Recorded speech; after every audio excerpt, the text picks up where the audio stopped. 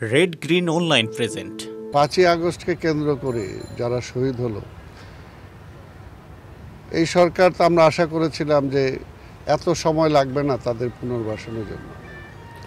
পাশাপাশি যারা পঙ্গু হয়েছে, আহত হয়েছে, আপনারাই মাঝে মাঝে দেখান যে তারা তাদের সুচিকিৎসার জন্য রাস্তায় নামতে হয়।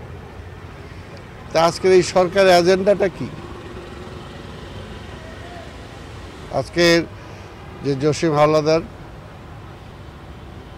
যার মেয়ে আজকের এই ঘটনা হলো, সেই জসিম হাওলাদার 5ই আগস্টের মুভমেন্টে আমাদের গত 19 জুলাই গুলিবিদ্ধ হয় এবং 29 জুলাই মারা যান। এবং সেই গুলি খাওয়ার পর থেকে আমাদের বিএনপির নেতা কর্মীরা তার চিকিৎসার জন্য চেষ্টা করেছেন। আমাদের নেতা দেশনায়ক তারেক রহমান সেই সময় থেকে টেলিফোন করে সবসময় খোঁজ নিয়েছেন।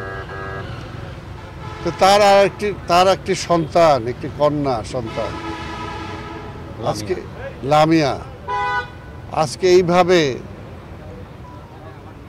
নর পিশাচদের হাতে এইভাবে তার ইজ্জত হারাবে এবং তার বিনিময়ে সে তার গলায় দড়ি দেবে, এটা কি কোনোভাবেই আমরা চাইতে পারি? এটা তো আমাদের লজ্জা। লামিয়া আজকে আমাদের সবাইকে লজ্জা দিয়ে আজকে বিদায় নিল। এই লজ্জা আমি ঢাকবো কোথায়? এটা বলার কোনো ভাষা নেই। তাই আজকে কি বলবো, কাকে বলবো? যে আপনি প্রশ্ন করেছেন কেন, এই মুহূর্তে তো এই সরকারকেই জবাব দিতে হবে। আমি কাকে দোষবো, কাকে বলবো? তাই আজকের এটার জবাব নাই। এটা স্বাভাবিকভাবেই আজকে যে নরপিশাচরা আজকে ঘটনা ঘটিয়েছে, আমি বলবো যে অনতিবিলম্বে তাদেরকে আইনের আওতায় এনে তাদেরকে বিচারের কাঠগড়ায় দাঁড় করাতে হবে।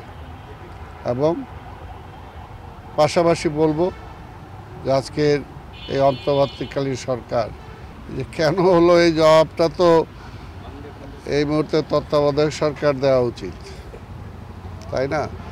এটা আসলে যেটাই হোক, এটা কোনোভাবে কাম্য না। আমরা তো 17 বছর ধরে আন্দোলন করছি। আমাদের যারা সেই আগে থেকে শহীদ হয়েছে, গুম হয়েছে, সেটা তো আছেই। কিন্তু এই 5ই আগস্টকে কেন্দ্র করে যারা শহীদ হলো,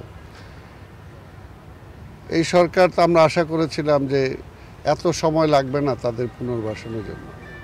এই বিশেষ প্রতিবেদনটি যদি আপনাদের ভালো লেগে থাকে অথবা উপকৃত হন, তাহলে অবশ্যই এই চ্যানেলটি সাবস্ক্রাইব করুন এবং লাইক, কমেন্ট ও শেয়ার করে রেড গ্রিন অনলাইনের সাথেই থাকুন। Thanks to everyone. Red green online.